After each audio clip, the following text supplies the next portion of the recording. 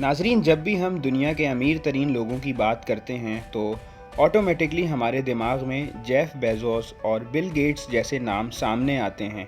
दोस्तों, फोर्ब्स और दूसरे बिजनेस मैगजीन्स में आज तक के सबसे अमीर तरीन आदमी जेफ बेजोस को इस वक्त का सबसे अमीर तरीन इंसान बताया गया है। नाजरीन, इसी तरह से जब भी हम इंटरनेट की मदद से किसी भी साइट पर अमीर तरीन इंसान का नाम सर्च करते हैं तो वहाँ भी यकीनन हमें Jeff Bezos, Bill Gates, Warren Buffett, Mark Zuckerberg जैसे कई नाम नज़र आते हैं। लेकिन ये सुनकर आप यकीनन हैरान होंगे कि उन अमीर तरीन इंसानों की फहरिस्त में किसी भी रॉयल फैमिली मेंबर्स, शेख या फिर किसी सऊदी शहजादे का नाम नहीं होता।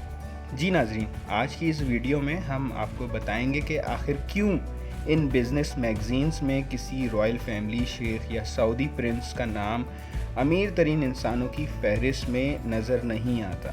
नाजरीन, यकीनन वेस्टर्न एशियन कंट्रीज़ जिनमें कुवैत, सऊदी अरेबिया, कतर वगैरह का शुमार होता है, बहुत अमीर तरीन ममालिक समझे जाते हैं और वहाँ क्योंकि बादशाहत निज़ाम चलता है, इसीलिए वहाँ के बादशाह या शेखों की ज़िंदगी बहुत ऐशो इशरत के साथ गुजर रही होती है। यहाँ तक कि बिल गेट्स जैसे अमीर तरीन लोगों से ज़्यादा लग्जीरियस लाइफ वो गुजार रहे होते हैं। यकीनन दौलत के एतबार से ये बादशाह या शेख बहुत अमीर तरीन समझे जाते हैं, लेकिन फिर भी इन बादशाहों और शेखों का नाम इन बिज़नेस मैगजीन्स में नहीं लिखा जाता।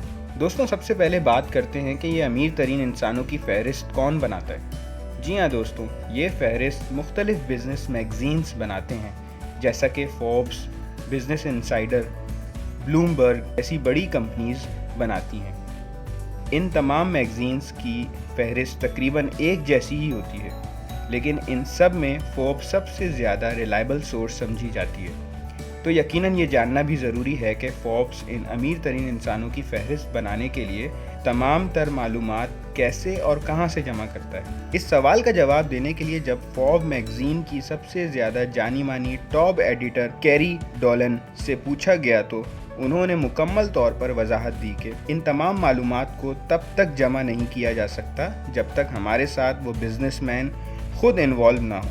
यकीनन इन लोगों की कॉपरेशन से ही हम ये फहरिस्त तैयार करते हैं और इसी के बरक्स जो हमारे साथ कॉपरेट नहीं करता, हम लिस्ट में उसका नाम शामिल नहीं करते। नाज़रीन, फोर्ब्स की टीम में 50 रिपोर्टर्स शामिल हैं जो हर तरह से किसी भी अमीर तरीन इंसान की दौलत को कैलकुलेट करते हैं। उसके बाद ही वो उसको फहरिस्त के लिए मुंतखब करते हैं। इसके बाद हर तरह की वेरिफिकेशन के लिए उनके फैमिली मेम्बर्स, दोस्त और उनके लिए काम करने वाले एम्प्लॉयज़ का हर रोज़ इंटरव्यू लिया जाता है ताकि उनकी रोज़मर्रा की तमाम डीलिंग्स को ट्रैक किया जा सके। रिपोर्टर्स इनके हर किस्म के फाइनेंशियल डीलिंग को अपने पास रिकॉर्ड करते हैं जो वो कर रहे होते हैं या किसी वजह से कैंसिल कर चुके होते हैं, जिसमें ज़्यादातर किसी चीज़ की ख़रीदो फरोख्त या इन्वेस्टमेंट शामिल होती है।